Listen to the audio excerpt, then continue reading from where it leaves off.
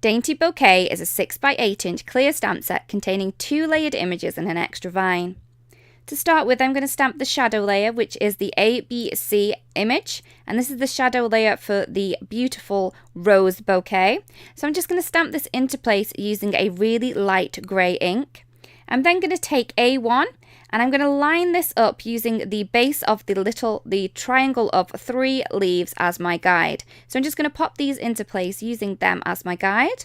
Next up, I'm going to move on to A2 using a slightly darker green, and again I'm going to up to the base of those little cluster of leaves. I'm then going to move on to C1, and I'm placing this over the little branch that hangs over here, and I'm just lining up the edges of the leaves, so the little stalk at the bottom and the top of the leaf. Then to add in the smaller area, which is the C2, I'm just going to add in the darker areas using a darker green, and I'm just lining up the bases of those 3 leaves.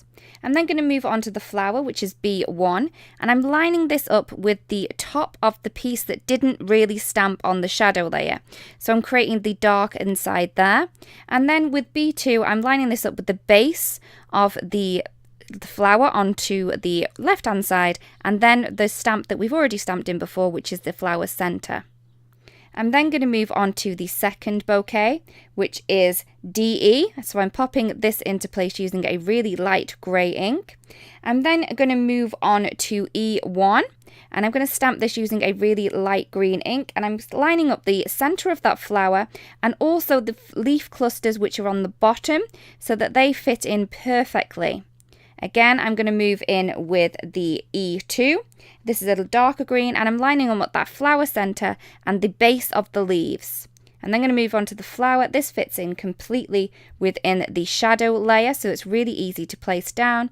And then D2, this is going to add in the darker pieces to the D1 area. And that is the layering complete. I really do hope this helps, and we really can't wait to see what you create.